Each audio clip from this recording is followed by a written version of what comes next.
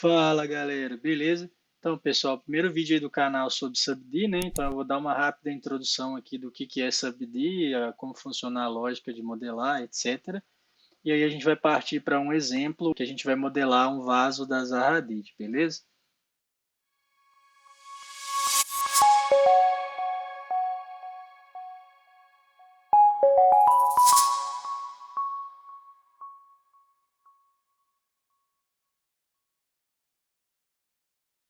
Então, a gente tem aqui o nosso Rhino 7, né?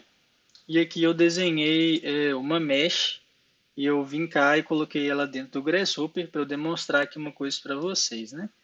Então, aqui é na mesma mesh, tá? Só que eu passei ela por dois processos. O primeiro, né, eu converti ela numa subD, aqui com esse componente de subD aqui do Rhino 7. E o outro eu utilizei o Catmull Clark Subdivision, né, que é uma subdivisão da malha, né? Então, se vocês olharem aqui, a minha malha ela está muito mais facetada, né, com faces muito mais simples. E aí, após esse processo de subdivisão, ela fica mais suave, né?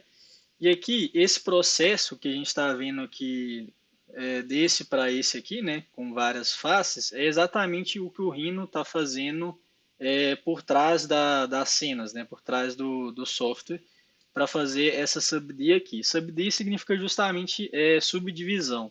Então, é uma malha que passa por um processo de se subdividir, né, essas faces e ficar mais suave, né? Então, se divide em várias, né?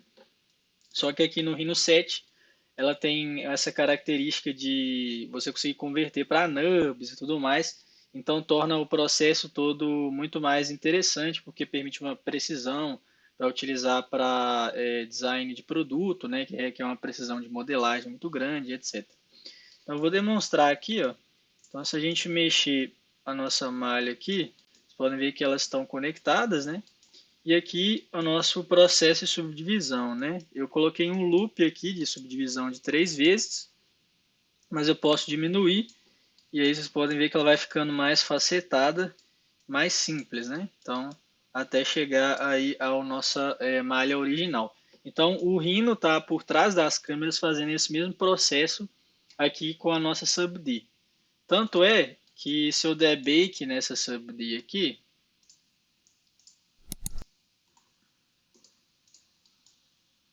levar ela para cá, ó, aqui no Rhino a gente tem o SubD Display Toggle. Então, se vocês virem aqui e clicar aqui SubD Display Toggle, vão ver que eles têm duas formas de se visualizar a geometria, né? A primeira é essa forma que é igual a mesh, né?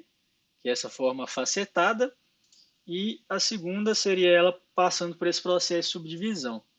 E aí o mais interessante, como eu falei para vocês aqui, é que no Rhino você consegue converter de SubD direto para NURBS, né, e manter esse efeito suave da SubD. Então, se eu vim cá digitar ToNURBS, Enter, ele vai me dar aí uma polysurface, né? Uma polysurface com essas faces aqui, sendo cada uma delas uma superfície.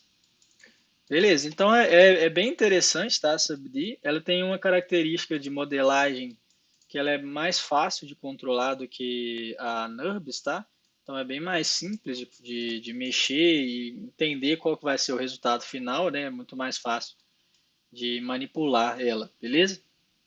E aí, para que não fique muito abstrato, a gente vai colocar a mão na massa e a gente vai fazer aí um volume, né, de um vaso da Zaha Hadid, tá? Então eu vou tirar aqui desse documento do Rhino para ele não atrapalhar a nossa visualização. Vou deletar isso aqui e vamos começar essa modelagem, né? Então a primeira coisa que a gente vai fazer vai ser fazer um polígono, que justamente para fazer a base do nosso vaso, né? E aí esse polígono a gente pode pôr ele com 8 faces, tá? E 15 centímetros de raio, tá? Então 15 centímetros e beleza. A gente vai dividir esse polígono como se fosse em 4 partes. A gente vai desenhar apenas uma parte deles e dar um mirror, né? Então a gente vai desenhar apenas uma dessas faces aqui. E aí, se vocês repararem bem no modelo desse vaso que a gente está desenhando, ele não tem uma base exatamente octogonal desse jeito, né? A gente vai ter que pegar esses pontos aqui, ó, e dar uma diminuídas neles com o scale aqui do Gumball. Então aqui no quadradinho, segura o Shift e dá um scale aqui no Gumball dele, que ele é mais ou menos assim, né? Então a gente pode deixar ele desse jeito. Agora a gente vai fazer uma mesh, que a gente vai utilizar para converter para sub-D. Então a gente vem cá, mesh box, e aí a gente vai querer uma com 1 no X aqui, 1 no Y, e no Z a gente pode manter igual a 10. A gente vai desenhar ela aqui, e aí a gente pode colocar uma altura de 40 centímetros. Beleza? E agora a gente tem que pegar essa aresta e arredar até aqui nessa base aqui do nosso objeto, né? Então eu vou selecionar as arestas aqui, né, com o comando Select Edge Loop. Para eu selecionar a aresta, eu aperto Ctrl Shift e clico nela, Select Edge Loop. Aí eu seleciono todas aqui, vou dar um Move e vou levar ela para a minha borda aqui, beleza? Agora a gente vai converter isso para sub-D. Então, to sub-D e Enter. A gente pode deletar a nossa mesh, que ele cria aí essa sub-D. E aí a nossa sub-D a gente vai adicionar quinas nela, né? Porque ela só vai ter uma parte dela que vai ser com esse movimento suave da sub-D, como vocês podem ver aí no próprio imagem da nossa vaso da azar, beleza? Então a gente vai dar um Ctrl Shift, selecionar tudo aqui, dar um Crease e beleza, a gente vai utilizar ele desse jeito. Agora a gente pode dar um Ctrl Shift de novo, deletar essa parte da base aqui e deletar esses dois aqui de cima. Beleza, agora a gente vai utilizar um comando que ele cria uma ponte, né, entre as arestas da sub-D, que é um comando bem legal para fazer uma modelagem suave, né, ele dá para fazer uma série de efeitos com ele, bem interessante, que é o bridge, né, que ele cria uma ponte nessas arestas. E aí ele pede aí as primeiras arestas que você vai utilizar na ponte, então Ctrl Shift e seleciono essas, dou Enter, Ctrl Shift, seleciono essas aqui e dou Enter. E aí a gente pode agora mudar, né, essa direção da nossa ponte, justamente para ele fazer aquele efeito torcido do vaso, né? Então eu cliquei aqui para alterar, né? Vocês podem ver que ele está na diagonal aqui e é por isso que ele está fazendo esse efeito. Beleza? A gente dá um OK, vai fazer a mesma coisa com a parte aqui de baixo. Então Bridge, seleciona tudo, OK, seleciona tudo, OK.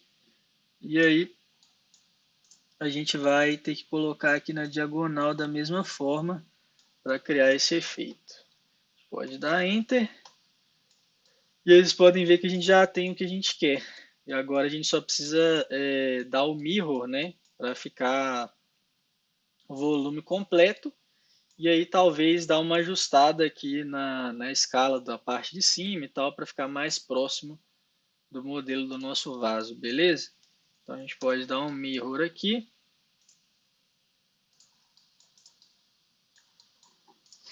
E dar um mirror aqui. E aí, como eu falei para vocês, né, se vocês virem aqui em Sub-D Display Toggle, vocês vão ter essa visualização toda quadrada, né, que é a nossa mesh base que está criando a subdivisão, né, a malha subdividida. E é isso, né? Aqui a gente pode aumentar, diminuir isso aqui para poder ficar mais próximo do modelo, né? Então talvez fazer alguma coisa assim, ó. Dar um scale. Eu não lembro exatamente como é o modelo. Fica muito legal, só que para que a gente consiga finalizar, né? A gente teria que, para conseguir a forma final do vaso, a gente teria que fazer várias modificações, porque esse volume aqui, ó, quando eu tiro essa parte de cima, ele fica com essa parte aqui até aqui no meio, que não daria para fazer essa parte do meio do vaso para colocar alguma coisa dentro do vaso, ou no caso do prédio para seccionar o nosso modelo e fazer as plantas. Mas como essa aula é bem introdutória, eu não quero que essa aula fique muito longa, eu vou parar por aqui. E se você quiser, por acaso, o modelo desse vaso já modelado, já com parte toda de dentro, tudo certinho, você pode me mandar uma mensagem lá no Instagram, que eu envio para você o modelo, etc. Caso você tenha alguma dúvida sobre esse tutorial, deixe eles nos comentários que eu respondo todos. Se inscreve no canal, ativa o sininho, dê like nesse vídeo aí para ajudar a nossa retomada nas postagens dos vídeos e até o próximo vídeo.